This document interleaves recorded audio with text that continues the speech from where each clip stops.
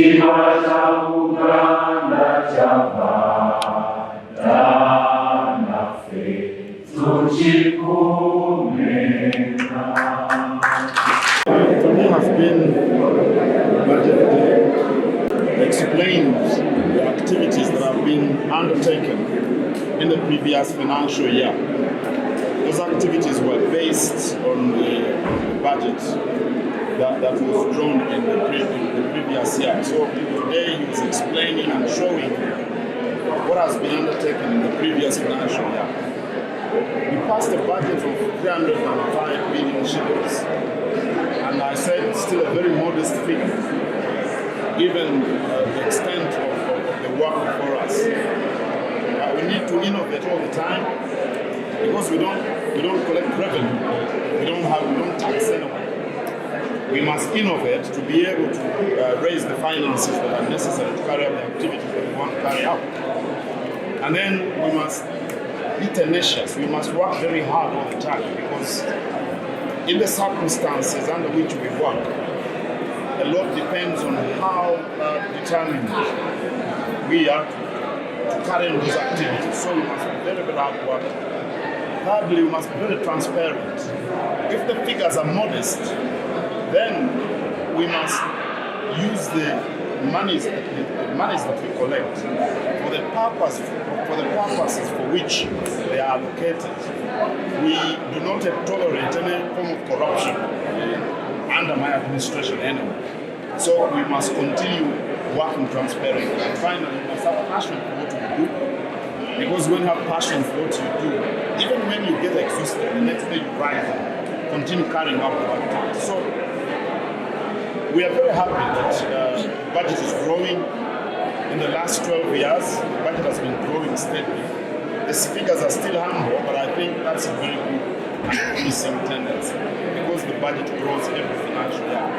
So I thank the rich team of the Minister in charge of Finance and Investments for his tireless efforts, engaging the different partners and stakeholders to ensure that we raise our revenue to carry out the activities that the Kabaka would like us to carry out.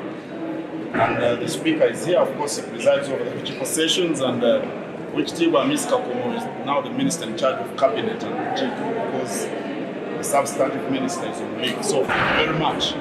Unless you have any questions. Can you just give us a brief of how much the budget is? But I just said 305 billion shillings. I said that at the beginning of my statement. Yes. So you must have a financial goal for a supplementary budget for the government to put Well, yeah, the government owes us close to 160 billion shillings. And in the current budget, I think 38 billion was identified as the amount they're going to pay in this current financial year. We look forward to receiving that. But they also, have a supplementary budget wherein they pay more of the money they owe us. Hopefully all of it.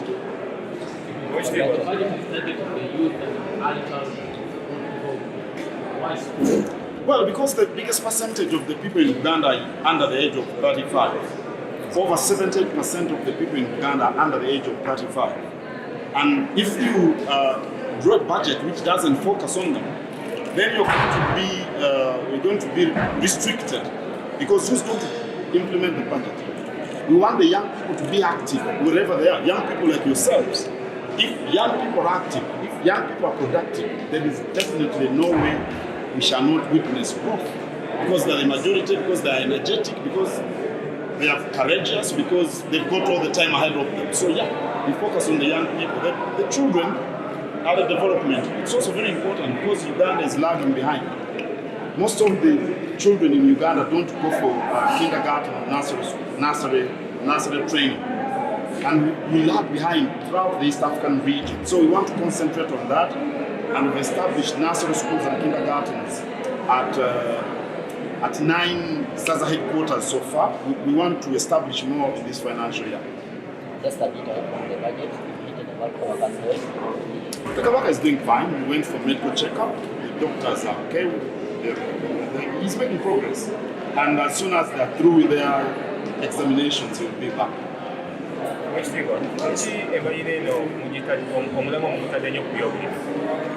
byabulimu kubanga abantu abasinga obungi era bali mu byabulimu. Okusinziira ku kitongole ky'ebibalo Uganda Bureau of Statistics, abantu abakumikkiriza mu 7,100 mu Uganda yonna bali ku bwabulimu. Nawo mu Buganda bwe kiri abantu ba Kabaka abasinga obungi bali mu byalo singa mu abali mu kibuga.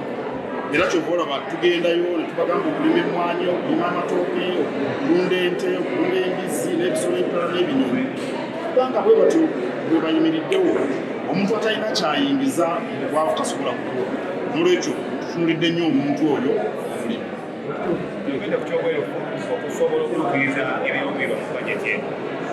Yogenda ku kyobwerufu ate samba w'ekitiibwa kikubiza naye byonna byogedde dda nabyogedde mu mbalirira ya gavumenti eya wakati ey'omwaka guno ey'akasomo mulimu obungi 38 twasanyuse era tuzirindiridde n'essanyu naye basobola okuddamu ne bakola ennyongereza.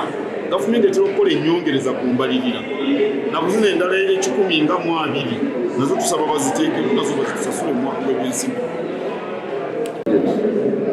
The budget that I've just presented to the Great Chief is informed by 3 areas.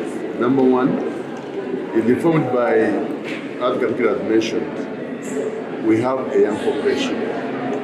Close to 80% of the population of Uganda are below 35. Whereas the politicians see them as a problem, we in the community see them as a challenge. The kingdom, next year, we want to look at them as an opportunity. We want to guide them, we want to engage them, we want to provide them guidance so that they can earn living and be included in the development of the kingdom. So, in all the 10 areas of the new budget, the youth are cross-cutting. Every aspect has a youth component so that they can be engaged, they can be directed, they can be guided, mentored, so that they can do something and earn living. And with that, then we can have inclusive government because they are the majority, then we can have impact. Secondly, we are focusing also on early childhood education, establishing early childhood development centers, mainly because Uganda, only 10% of the people between the ages of 1 to 5 go to school, compared to Kenya where they're 50%, Tanzania 30%. And we all know we form our understanding and the brain forms at the earliest time of that age. So we have these kingdom properties, 175 Gombola properties. We are turning part of that into early development centers. And next year in the budget, we are going to have another 20 in addition to the 11 that were done this year, our financial that's ending. And the third, we have seen the spirit of Buganda willingly come to support every aspect of Uganda, Rural Affair and the other aspects that we have done. And that has been nurtured by being transparent. So we are going to strengthen systems, we are going to be more transparent, because when you're transparent, people are willing to work with you, and we are seeing people are coming to us, we're not even going to them. So that's what we are going to continue on. That's the context of the budget. Basically, what brought more money when you look at the budget, we performed well, one, on the partners. We got more money from the partners, we got more money from Monitoring Limited, and we got more money from the cooperatives and circles. We got more money than we had planned. So because of the volume of activities, the level of trust and the systems that have been strengthened, we were able to realize more money coming into the office. Thank you. Ekiteeso ekyokubiri, olukiiko lusanyukidde enteekateeka y'okulambula abantu ba Kabaka ababeera wabweru wa Buganda, ekibayamba okwongera okugoberera enteekateeka z'Obwakabaka, okuzikwagira ate n'okukuuma emiragiro gyabwe n'obutaka bwabwe. Olwawo ekyokusatu, olukiiko lusanyuse okuweebwa entebya y'emirimu egikoleddwa eyabadde Ssemateria mu mwaka gw'ebyensimbi ogwa 2024-2025 nga bwe yasigamizibwa bwe yeesigamizibwa ku mirimu egyalambikibwa mu mbalirira eyo. Ekyokuna ate nga kyekisembayo, olukiiko luyisizza embalirira y'ebyensimbi ey'Obwakabaka ey'omwaka 2025 eya siringisi obuwumbi 304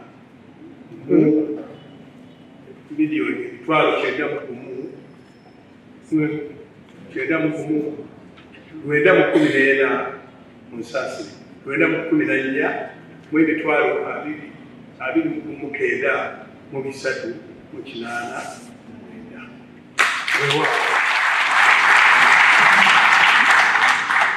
Ssaabasajja Kabaka awaggala ng'akamala bwenda bwe yatutendeka protoko yonna bweddanga bw'ojanjula okutuusa essaawa ya leero yonna ngitaddemu ekitiibwa.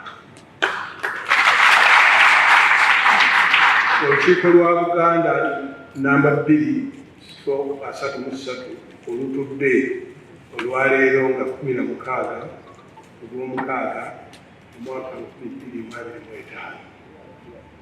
Ebiteeso ebiyisiddwa. Olukiiko olutudde olwaleero nga 16 Ogw'omukaaga 2025 mu Bulange luyisizza ebiteeso bino. Ekisooka, olukiiko lusanyuse nnyo okumanya nti Ssaabasajja Kabaka Ronald Muwenda Mutebi owookubiri ye yagenda okulaba abasawo be ensonga zigenda bulungi era alamula Obuganda. Era olukiiko lusanyuse okumanya nti Omutanda ajja kudda ku butaka amangu ddala ng'abasawo bamaliriza okuwaabwe. Embalirira yali ya buwumbi 156.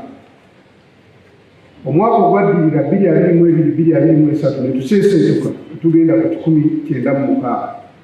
Okuva mu 156 omwaka ogwaddirira 2023-2024 ne tuseeseetuka ne tuyingira obuwumbi 209. Omwaka ogwaddirira ogusembyeyo 2024-2025 ne tuseeseetuka okuva ku buwumbi 209 okuyingira obuwumbi 257. Kakati bwenjogerera omuwanika yanjudde embalirira nga tuvudde ku 257 tuyingidde obuwumbi 305.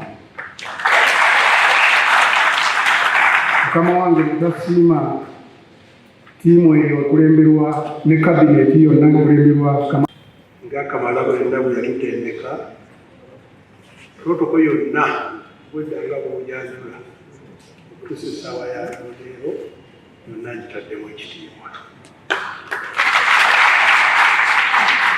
Olukiiko lwa Buganda namba 2/33 olutudde olwaleero nga 16 Ogw'omukaaga omwaka 2025. Ebiteeso ebiyisiddwa. Olukiiko olutudde olwaleero nga 16 Ogw'omukaaga 2025 mu Bulange luyisizza ebiteeso bino.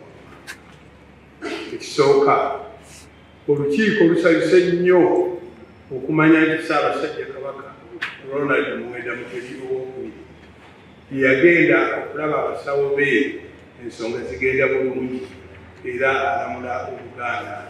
Era olukiiko lusanyuse okumanya nti Omutanda ajja kudda ku butaka amangu ddala ng'abasawo bamaliriza okuwaabwe.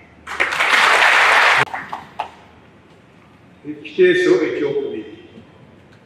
Olukiiko lusanyukidde enteekateeka y'okulambula abantu ba Kabaka ababeera wabweru wa Buganda ekibayamba okwongera okugoberera enteekateeka z'Obwakabaka, okuzikwagira ate n'okukuuma emiragiro gyabwe n'obutaka bwabwe. Ekyokusatu, olukiiko lusanyuse okuweebwa entebya y'emirimu egikoleddwa ebadde Ssemateria mu mwaka gw'ebyensimbi ogwa 2024 2025 nga bwe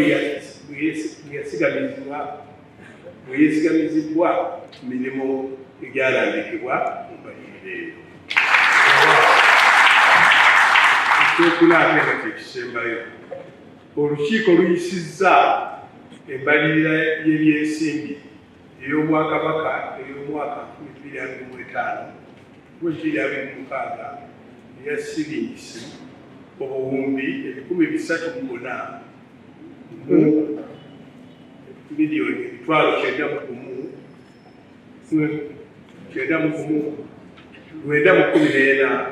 mu Nsasiri 914 mu emitwalo 29,389.